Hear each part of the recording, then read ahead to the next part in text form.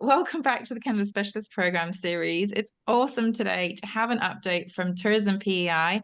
Like I said, we have Charlotte joining us from Charlottetown. It is 11 p.m. It's gone 11 p.m. now, so she is working the late shift for us. Now, unfortunately, Charlotte's camera is not working, but you're still with us, aren't you, Charlotte? I am. Hi, everyone. We're sad we can't see your face. I Um, know. bit of technical difficulty, but that's all. I did share a picture of you in the Facebook group, so hopefully some people have seen your face. Or maybe I'll share it at the end. But Charlotte, we are excited to have you with us today, so I will hand over to you. Thank you. Thanks, Charlie. Well, I guess it's natural for me to say good evening, but it's not the evening. I think it's lunchtime for you folks over there. And again, sorry that you aren't able to see me. Of course, it happens at the very last second. My webcam and video is working fine yesterday, but looking forward to telling you a little bit about PEI. So Prince Edward Island is located in the eastern part of Canada, and it's nestled amongst the other Atlantic provinces of New Brunswick, Newfoundland and Labrador, and Nova Scotia. And PEI is the smallest province in Canada with a land mass of roughly 5,600 square kilometers. And no part of the island is more than 16 kilometers from the ocean, which is something really unique and not something you find everywhere. So in PEI, it's really an incredible destination for beach lovers, outdoor adventurers, music fanatics, and foodies. We have so many different parks and beaches to visit. And of course, I'll talk about this a little bit later, but we're home of Anne of Green Gables, who was the fictional character similar to Pippi Longstocking, if you know who Pippi Longstocking was. But we certainly have a lot of tourists and guests coming in specifically to see where Anne Shirley grew up. So I have a short little video. If you're not familiar with PEI at all, it'll kind of just give you an idea of the tranquil vibe and environment on the island.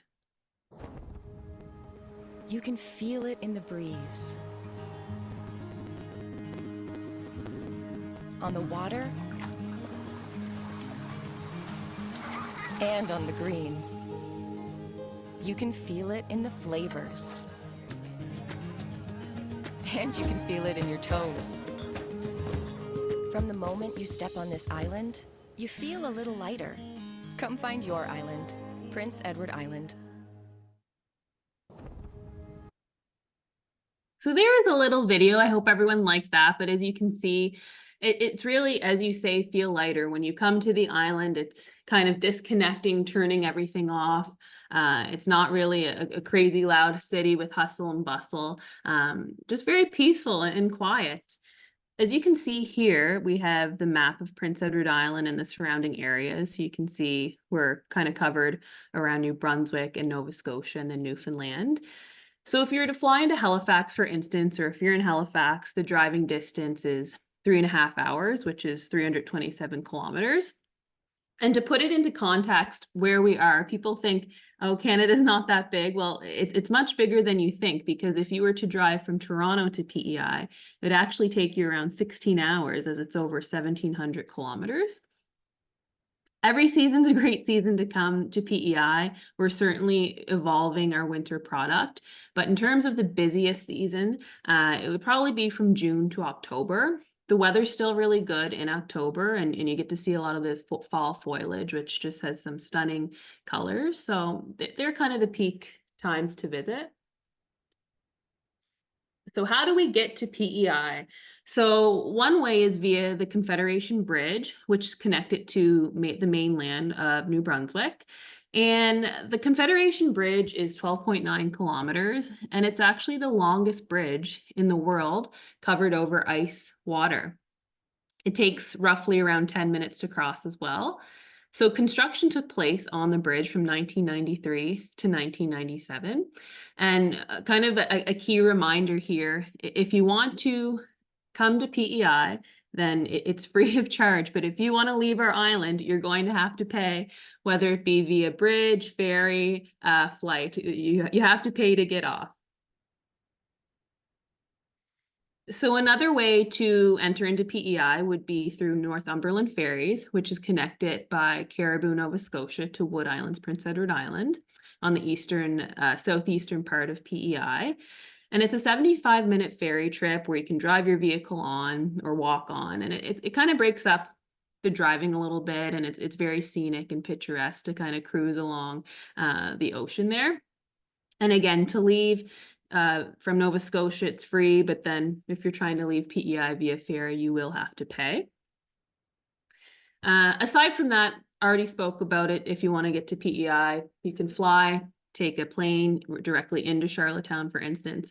But one of the last ways to come to PEI, I'll note, is via cruise. So we've really been developing robust itineraries into Atlantic Canada, and specifically Charlottetown. The Port of Charlottetown has worked really hard to cultivate some of these relationships with different cruise lines. So that is another way you can experience PEI. Although it's less than a 24-hour stay, it still gives you enough time to at least explore downtown Charlottetown, or maybe do a trip up to the Central Coast where Anna Green Gables is, or something of that nature. So they're the main ways of entry. Just touching on it again, like to kind of describe PEI in 3 different sections. As you can see, there's 3 different coastal drives we have laid out here, and we have different itineraries that I can certainly send over to you later if you want to kind of dive in more in depth. But we kind of like to break up the different activities and excursions based up on these 3 different coastal drives, which I'll discuss in a little bit. As you can see in the central there's Borden Carlton, which is the Confederation Bridge. There's a little icon where the airport is, and then the port's kind of down south in the central area there. And then of course, Wood Islands is where the ferry is. So Charlottetown. Charlottetown is the capital city of Prince Edward Island. And I get this question a lot. And no, I was not named after Charlottetown. My parents just liked the name Charlotte. There's around 80,000 people in Charlottetown right now. And we're really growing a lot more diversity here, which is really nice to see.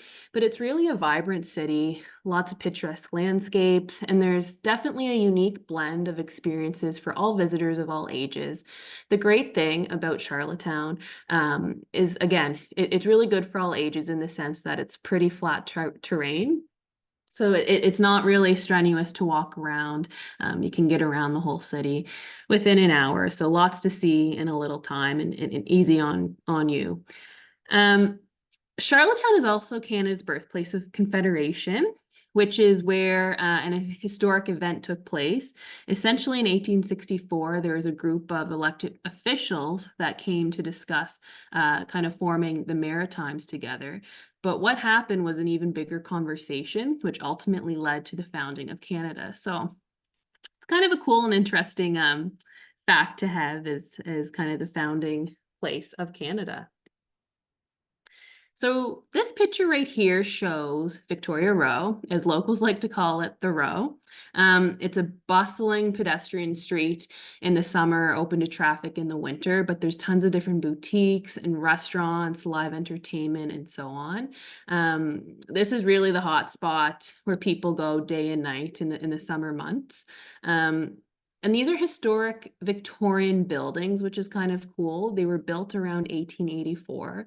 So there's lots of rich history on this street. It's almost giving kind of like a European style. Right across the street, we have Confederation Center of the Arts, which offers different arts and heritage programming as well as museums. So this year, Anna Green Gables, the musical, is playing. Starting as of last year, they're just doing it every other year. So a good way to remember if Anne's playing is that it's on even years. So 2024, 2026, and so on. And the other musical that is playing this year is Jersey Boys.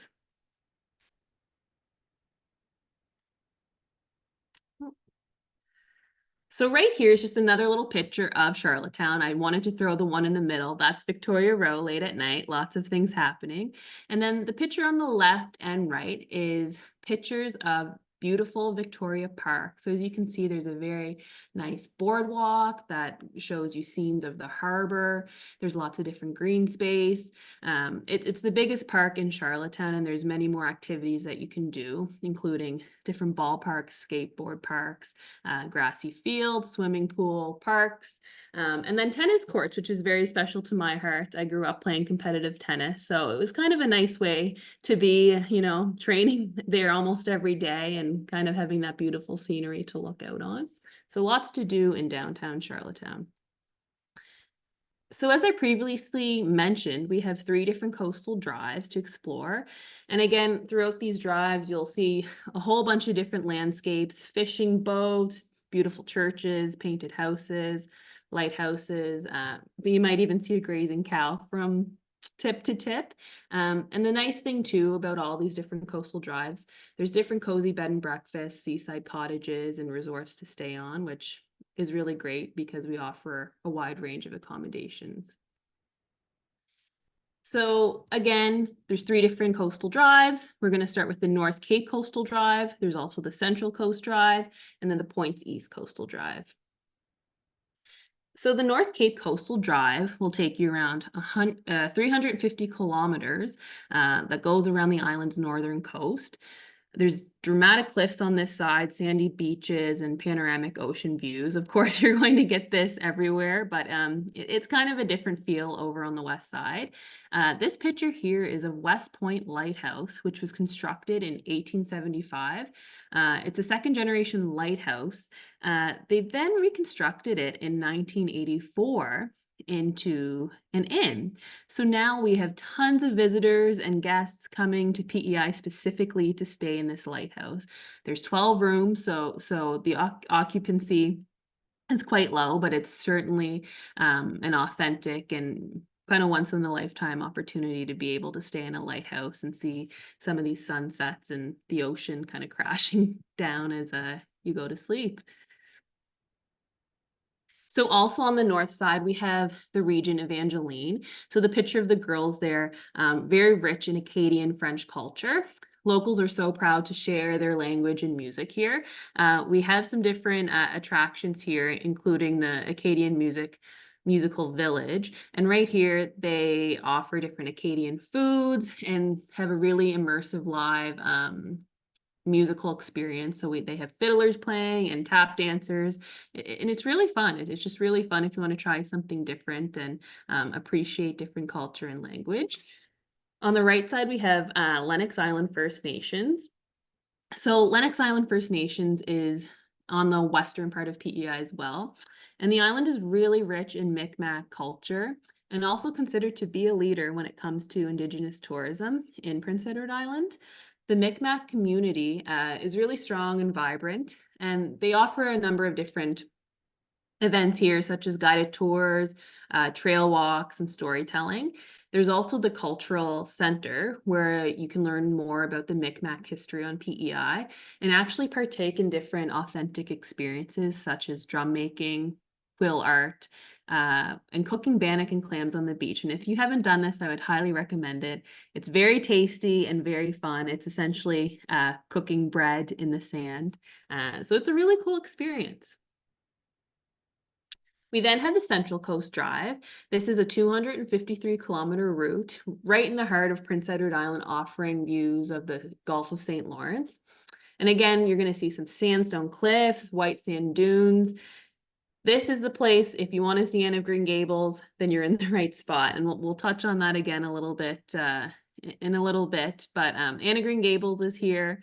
Tons of different golf courses if you're into golf, and some amazing culinary attractions as well that will certainly enlighten your taste buds.